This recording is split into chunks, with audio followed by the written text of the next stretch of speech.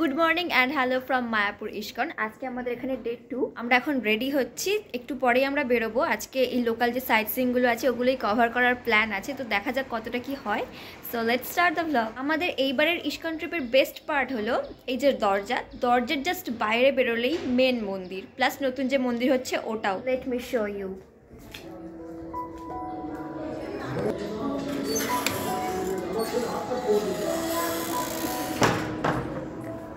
তো এটা হচ্ছে মেন যে মন্দির ওটা, আর ওইখানে দেখতে পাচ্ছেন এই যে নতুন মন্দির যেটা তৈরি হচ্ছে। And this is our room. So we are full ready here, কিন্তু এখন আমরা ঘুরতে যাওয়ার আগে কিছু খেয়ে দিয়ে তারপরে আমরা বেরোবো। এখানে মাসিমণি আর দিদিমা। ঠিক হলো যে এখন আমরা ঘুরতে যাব নবদ্বীপে। তো একটু আখের রস খেয়ে আমরা চলে গেলাম হুলোর ঘাটে ভ্যাসেল ধরতে। মায়াপুর থেকে নবদ্বীপের ভাড়া পড়লো 10 টাকা করে। এখানের বিশেষ আকর্ষণ হলো দুই নদী এখানে মিশলেও তাদের জল কিন্তু মেশে না। দুই নদীর জলের আলাদা রং স্পষ্ট বোঝা যায়। নবদ্বীপে নেমে প্রথম কাজ ব্রেকফাস্ট করা। একটা দোকানে ঢুকে বসে পড়লাম। নেওয়া হলো পুরি আর ছোলার ডাল, সাথে ছিল ছোট মাসিমণির আনা জয়নগরের স্পেশাল মোয়া, যেটা মেজো মাসিমণি ডিস্ট্রিবিউট করে দিচ্ছে। আচ্ছা, নবদ্বীপের দইও নাকি খুব বিখ্যাত, ফেরার সময় খেয়ে যাব। এরপর আমরা নবদ্বীপ থেকে দুটো টোটো ভাড়া করে সবাই মিলে উঠে পড়লাম। আর টোটোটাই আমাদের নবদ্বীপে যতগুলো মন্দির আছে সব মোটামুটি ঘুরিয়ে দিয়েছিল। নবদ্বীপে তো মেনলি মন্দিরই দেখতে যায় মানুষ, আর প্রচুর মন্দিরও আছে। তো সবশেষে আমরা যে মন্দিরটায় গিয়েছিলাম সেটা ছিল জল মন্দির। এটা আমার বেশ ভালো লেগেছে। ছোটবেলাতেও একবার মায়াপুর নবদ্বীপ বেড়াতে এসেছিলাম, কিন্তু বেশি কিছু স্মৃতি আমার নেই। তো সবই মনে হচ্ছে নতুনই, প্রথমবারই দেখছি আর কি।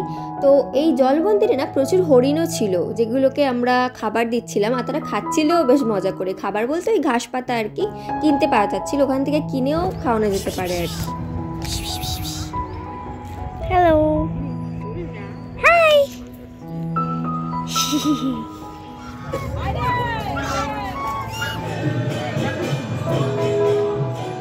তো ঘোরা মোটামুটি কমপ্লিট করে নবদ্বীপের ফেরিঘাটের কাছেই যে হোটেলটায় আমরা সকালবেলায় ব্রেকফাস্ট করেছিলাম, ওই হোটেলটাতেই আমরা আবার এলাম একটু মিষ্টি দই খেতে।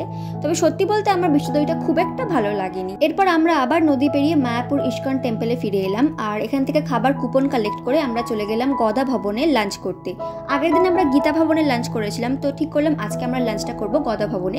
লাঞ্চ সেরে মন্দির কমপ্লেক্সের ভেতরেই যে দোকানগুলো আছে ওখানের একটা দোকানে চলে গিয়েছিলাম আমরা গোপী ড্রেস কিনতে। গোপী ড্রেসগুলো এতটাই সুন্দর ছিল যে কোনটা ছেড়ে কোনটা নেবো এরকম একটা সিচুয়েশন হয়ে গেছিল। তো আমি আর শ্রীজা, মানে আমার ছোট মাসিমণির মেয়ে, আমরা গোপী ড্রেস কিনলাম। তো বিকেলবেলা আমি আর শ্রীজা ঠিক করলাম যে এই গোপী ড্রেসটা পরেই আজকে ঘুরতে বেরোবো, কারণ গোপী ড্রেস কিনেছি সেটা যদি এখনই এই মন্দিরে না পরি তাহলে তো সেটা ঠিক কেনাটাই মানে ওয়ার্থ ইট হবে না। তো দুজনে বিকেলবেলা গোপী ড্রেস পরে সেজে গুজে আবার ঘুরতে বেরিয়ে পড়লাম সবাই মিলে। ঠিক হলো, আমরা প্রথমে এখন যাব হচ্ছে গোশালায়, যেটা মন্দির কমপ্লেক্সের ভেতরেই যে গোশালা আছে। তো ওখানে গিয়ে দেখলাম প্রচুর গরু, এবং গরুগুলো যথেষ্ট যত্ন সহকারে ওদেরকে রাখা হয়েছে। স্বাস্থ্যও খুবই ভালো এবং যথেষ্ট সুন্দরভাবে ওদেরকে পরিচর্যা করা হচ্ছে আর কি। এখানে একটা লাড্ডু পাওয়া যাচ্ছিল, গরুর লাড্ডু, যেটা 100 টাকায় ওরা 5টা দেবে, দিলে সেটাকে গরুকে আপনি খাওয়াতেও পারেন। তো বেশ ভালো লাগলো গোশালাটা। মন্দির কমপ্লেক্সের ভেতরে স্টে করাটা কিন্তু একটা খুবই ভালো ব্যাপার, মানে চারিদিকটা এত সুন্দর পিসফুল যে মনটা সবসময় খুশি খুশি থাকে। মন্দিরের আশেপাশে এমনিতেই পজিটিভ এনার্জি থাকে, কিন্তু সত্যিই খুব সুন্দর। আমাদের তো এখানে থেকে খুবই ভালো লেগেছে। গোশালা থেকে ফেরার সময় চোখে পড়লো একটা অপূর্ব সুন্দর লাইট। এতটাই সুন্দর লাগছিল, মনে হচ্ছিল যেন কোনো আলপনা দেওয়া হয়েছে, কিন্তু অ্যাকচুয়ালি এটা একটা লাইটই ছিল। এরপর আমরা ঢুকেছিলাম সমাধি মন্দিরে। সমাধি মন্দিরের ভেতরে তো ফোন অ্যালাউ নেই, তো কোনো ভিডিও ক্যাপচার করতে পারিনি। এরপর আমরা আবার মেন মন্দিরে গিয়ে আরতি দেখে রুমে চলে এসেছিলাম। আর বাইরে থেকে কিনে আনা ভেজ মোমো, ভেজ চাউমিন এইসব দিয়ে ডিনার সেরে দিনটা আজকে এখানেই শেষ করলাম। সত্যি বলতে দিনটা দারুণ গেল। তো ভিডিওটা এখানেই শেষ করছি। ভিডিওটা ভালো লাগলে please like, share and subscribe to my channel. So আজকের জন্য টাটা।